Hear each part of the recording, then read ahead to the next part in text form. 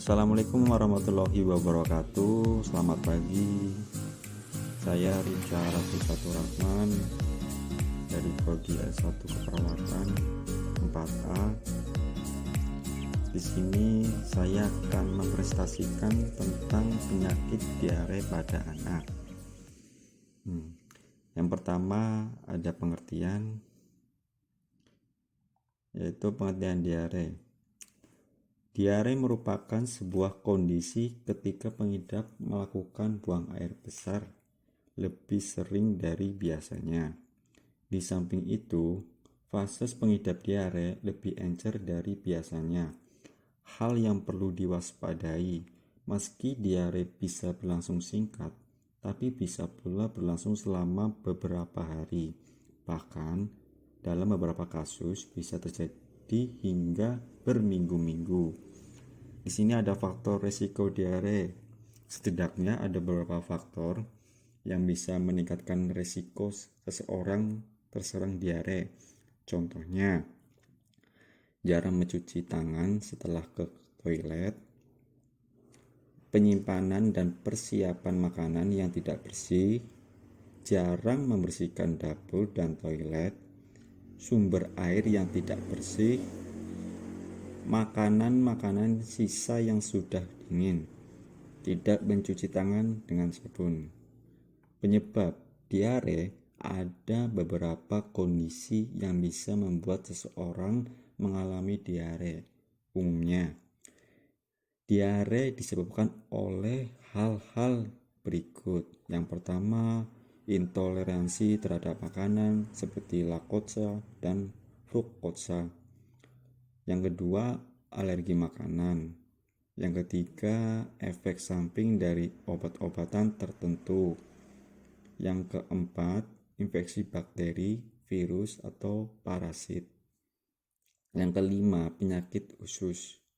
Yang keenam, pasca operasi batu empedu. Yang selanjutnya, radang pada saluran pencernaan seperti pada penyakit Crohn, colitis ulceratif atau colitis mikroskopik.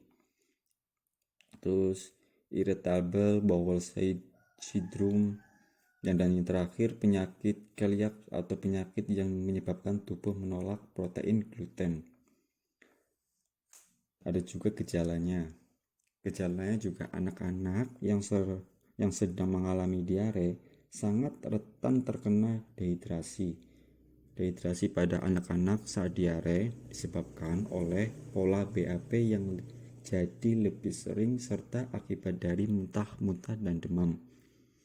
Di sini ada beberapa derajat dehidrasi dan ciri-cirinya. Yang pertama itu tanpa dehidrasi. Ada beberapa tanpa dehidrasi itu ada pada keadaan ini buang air kecil atau BAK disebut juga anak masih biasa. ASI diteruskan, tidak perlu membatasi atau mengganti dengan makanan termasuk susu formula. Dan selanjutnya dapat diberikan CRO 5-10 mg berat badan setiap BAB. Yang kedua ada gejala dehidrasi ringan sedang. Ada 4.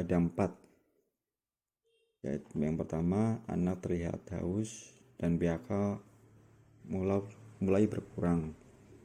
Kedua, mata terlihat agak cekung, kenyalan, kulit menurun, dan bibir kering. Dan yang ketiga, anak harus diberikan cairan rehidrasi di bawah pengawasan tenaga medis atau bisa dibawa ke rumah sakit. Dan yang keempat, ASI diteruskan dan juga makanan tidak perlu dibatasi. Dan yang ketiga, gejala dehidrasi berat. Yang pertama, gejala sama seperti pada dehidrasi ringan sedang disertai dengan napas yang cepat dan dalam, sangat lemas, kesadaran menurun. Dan yang kedua, denyut nadi cepat dan kekenyalan kulit sangat menurun. Anak harus segera dibawa ke rumah sakit untuk mendapatkan rehidrasi melalui infus. Ada pencegahan. Pencegahannya, diare umumnya ditularkan melalui 4F, yaitu food, feces, flea, and venger. Oleh karena itu, upaya pencegahan diare adalah dengan memutus rantai penularan tersebut. Ada beberapa upaya yang mudah diterapkan. Yang pertama, siapkan makanan memadai, sehat dan bergizi dan bersih. Yang kedua, penyediaan air minum yang bersih. Selanjutnya, kebersihan perorangan, cuci tangan sebelum makan dan sebelum merawat anak dan bayi, pemberian ASI eksklusif, buang air besar pada tempatnya, atau WC juga bisa toilet, tempat buang sampah yang memadai, tertutup dan dibuang tiap hari, berantas lalat agar tidak mengidapi makanan, lingkungan hidup yang sehat. Sekian tentang penyakit diare pada anak. Terima kasih. Selamat pagi.